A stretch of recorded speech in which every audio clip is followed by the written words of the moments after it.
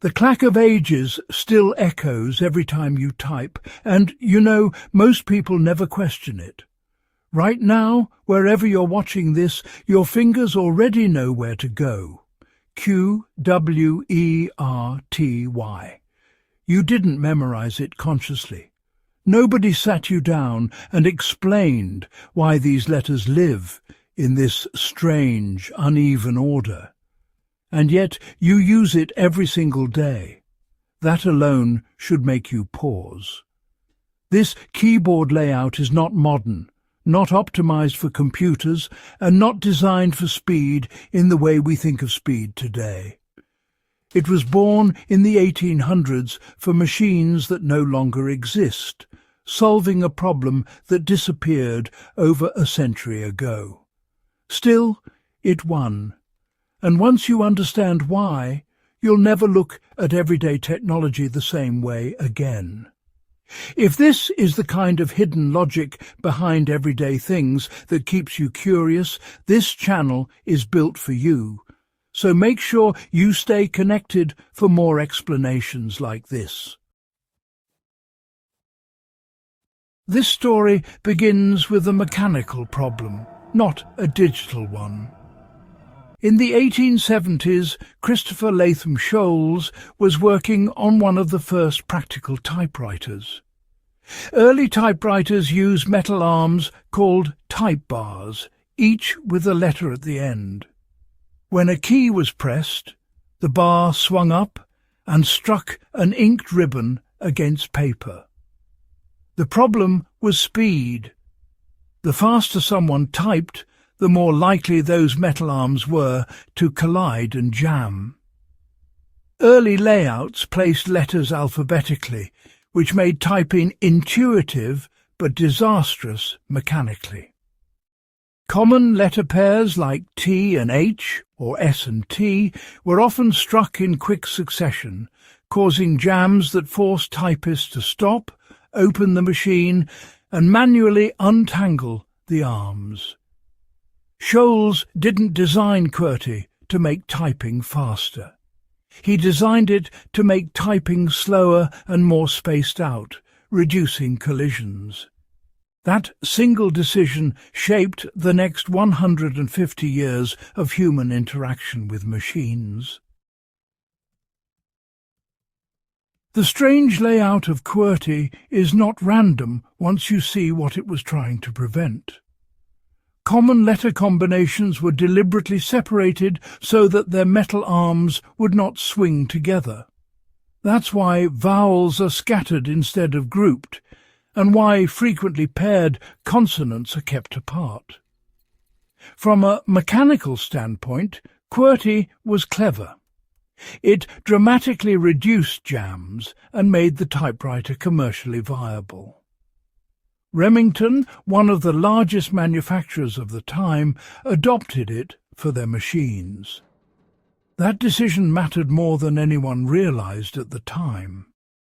Once Remington machines entered offices, courts and newsrooms, QWERTY quietly became the default. Not because it was best, but because it worked well enough when it mattered most. Standards don't win because they're perfect, they win because they arrive first and spread fast. As typing became a profession, schools trained students specifically on QWERTY machines. Businesses hired typists who already knew the layout. Manuals, certifications, and job expectations all assumed QWERTY literacy. By the early 20th century, switching layouts meant retraining an entire workforce. That cost money, time, and productivity. Even when better designs emerged, the momentum was already too strong. This is what economists call a network effect. The more people who use the system, the more valuable it becomes to everyone else using it. Once QWERTY crossed that threshold, it stopped being a choice and became infrastructure. Better keyboards existed, And, well, they failed for reasons that had nothing to do with quality. The Dvorak layout, developed in the 1930s, was scientifically designed to reduce finger movement, balance hand usage, and increase typing speed while lowering fatigue.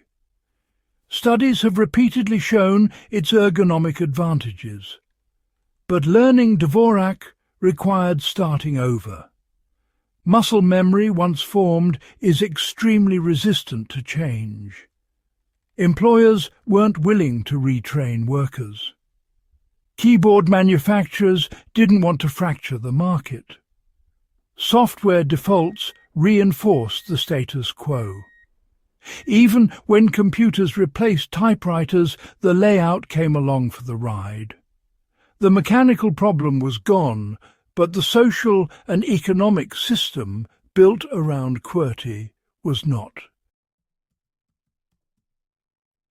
This is where QWERTY becomes more than a keyboard story, and honestly turns into a lesson about human behavior.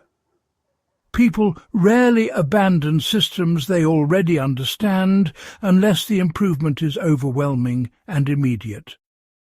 QWERTY is inefficient compared to alternatives, but it is universally accessible. Everyone knows it. Everyone can use it. That familiarity has enormous value.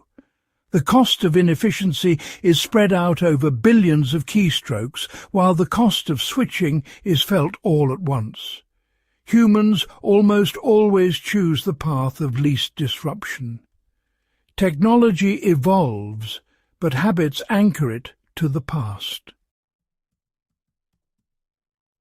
Even modern computing has not escaped the shadow of 19th century metal arms. Smartphones, tablets and touchscreens have, well, no mechanical constraints that require QWERTY. Yet it remains the default. Predictive text, autocorrect and voice input, they all compensate for its inefficiencies instead of replacing it.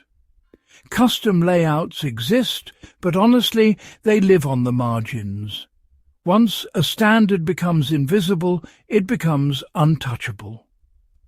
QWERTY is no longer just a keyboard layout. It's a cultural artifact embedded into software, education, and, human muscle memory. The deeper lesson of QWERTY is about path dependence and the weight of early decisions. Small design choices made under specific constraints can shape the future long after those constraints vanish.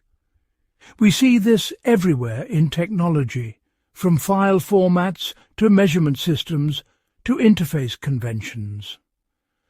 QWERTY survived not because it was optimal, but because it solved a problem at the right moment and became too expensive to abandon.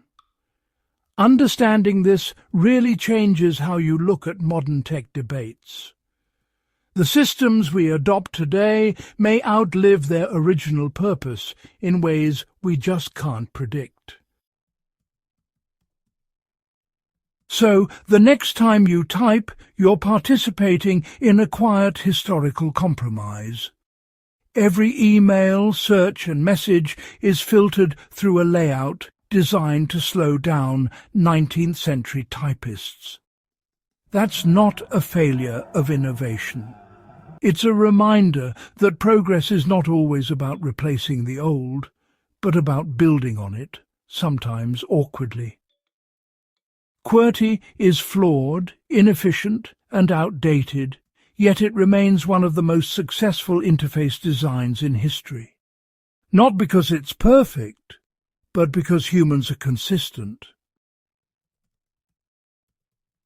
If this explanation added a new layer to something you use every day, take a moment to support the channel by subscribing and sharing this with someone who enjoys understanding the hidden logic behind everyday life. Simple Things Explained exists for people who don't just accept the world as it is, but want to know how it got that way.